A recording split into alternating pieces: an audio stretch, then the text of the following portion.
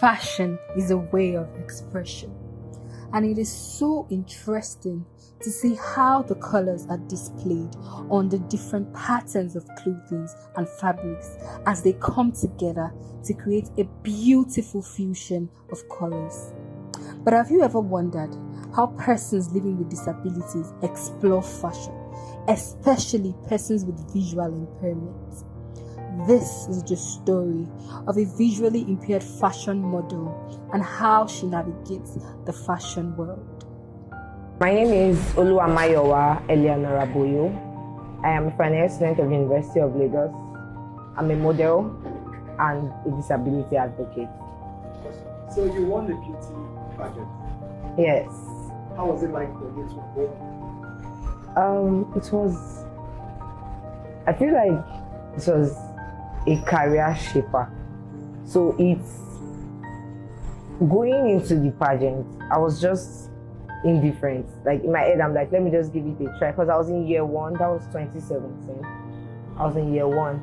And I was like, okay, let me just try it out. Freebies, ice cream, coastal, because part of things you win was coastal, coupon, voucher. So I was like, let me just try. And when I became Miss Moremi Special, after winning the pageant, I was crowned as Miss Moremi Special. It gave me a sense of responsibility. It made me feel, because for you to be Miss Moremi Special, you are in charge of every person living with disability in Moremi. And that's like being in charge of every female UNILAG student with disability, because all of them are in Moremi.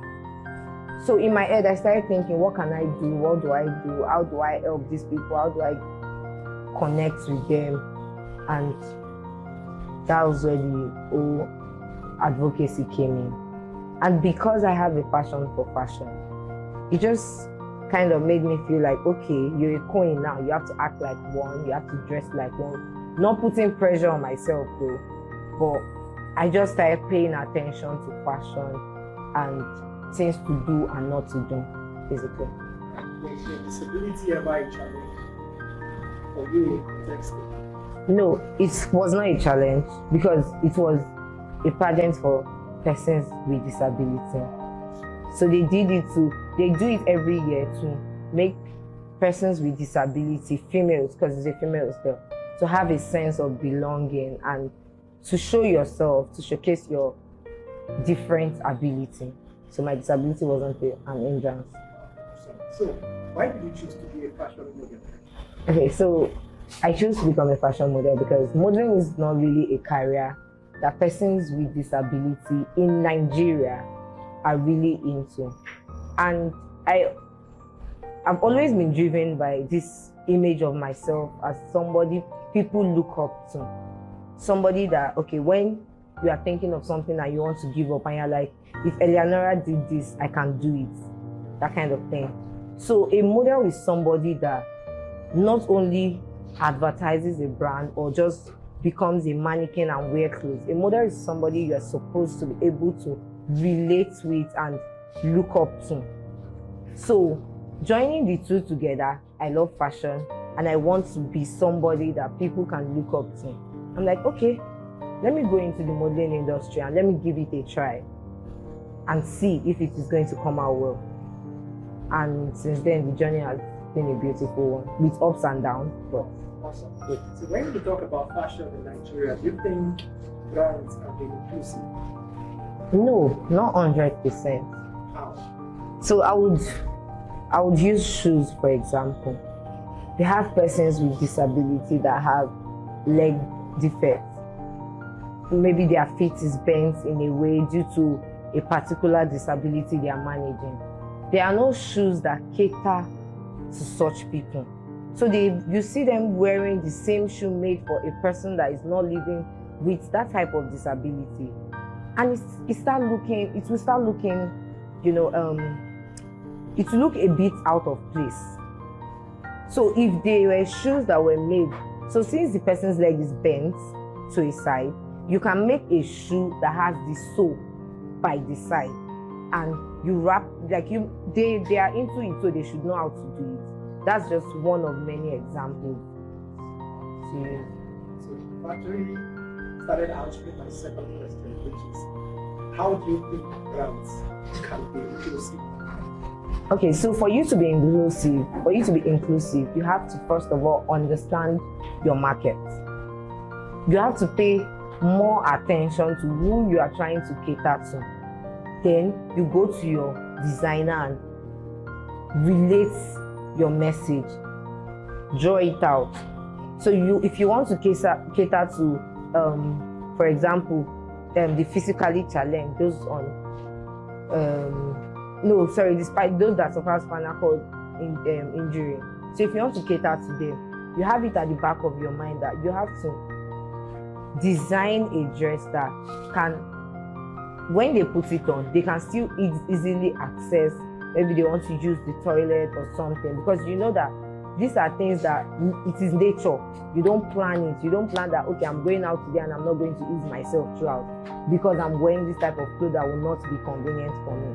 So you have to come down to persons with disability, come into the disability space, interview them, ask, what would you like your clothes to look like?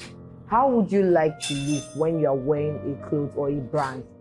And with that information, you would be able to go back to the drawing table and design the perfect outfit to suit the particular target audience. Awesome. So for yourself, yes, how do you choose colors and patterns for your own outfits? Okay, so as a lady, first of all, because I'm on the slim side, I have to put on clothes that have patterns that would enhance my body, my features, that's to show more. So I won't go and just put on like a very big cloth or a baggy cloth or something. And I have to be detailed on colors because I'm light skinned. I won't like to put on clothes that would contradict my skin color. Now, narrowing it to a visually impaired person. First of all, I am not totally blind. And because of that, I avoid bright, extremely bright clothes because sometimes I find it difficult to see when I'm wearing this type of clothes, like yellow, lemon, neon, some type of red, very bright colors. I avoid those kind of clothes. But I just have a picture of myself. What do you want to look like today? Are you getting your fashion from the Buckingham Palace? Do you want to look like the Queen of England? Or do you want to go extremely casual? And even right from when I am buying the material to sew a clothes, I am already thinking of the places I want to wear that material to and what style I want to use it to sew. As a person with visual impairment, you have to be very careful of the type of colors you wear. So for example, if you are putting on a white cloth, you have to be extremely careful when you are eating. Even persons that are not visually impaired pay attention to these things. But as a person with visual impairment or who is totally blind, you should be very careful because you probably won't know when you will stain a cloth. So you might want to pick colors that even when it gets stained, it probably won't be that obvious for people to notice, and you can like cover it up to when you get to a place where you can access a washroom. So that's what I do. So you're a student, right? Yes. So how do you juggle schoolwork and your role as a fashion model? Honestly, you can't serve two masters at the same time and serve them very well. One is definitely going to suffer for the other. So because I am very passionate about fashion and modeling as a whole, and I know that I want to still come out as a good student. Now I know that because I am not concentrating fully on school, there is no way I'm coming out with maybe a 5.0 or maybe a first class. I'll probably be on 2.1 or 2.2, but a solid 2.1. Now, anytime I have classes and I have to go for a shoot, I weigh my options. Is the class a class I can miss? Is the shoot something I can postpone to another time? If it's a shoot that I cannot postpone and I have to do it, is very important. That means I know I would miss class for that shoot. Now it's left to me to come back and balance it by going to my classmates please, what did you do in school? What did the lecturer say? And all of that. And relearning all over again to get that same knowledge, the same knowledge they got. So I have to put in extra effort to be able to come out good in the two things that I love. As I would. Yes. So, in conclusion, tell us, what will you say to someone who has a disability but is passionate about fashion, but because of that disability, the person is trying to shy away from maybe showing up or doing something in line with fashion? I would advise such a person to first of all learn to be confident in his or her own skin, then give herself or himself the chance to explore the ability in his disability, because he's definitely going to find out the different abilities he or she has. That is what I would add. So what's your final word? So people who love fashion like you, anything, just final word. My final word is keep loving fashion. It is an expression, it is a way of life, it is a style. So express yourself as much and as best as you can through fashion, because there is no limit, absolutely no limit to fashion.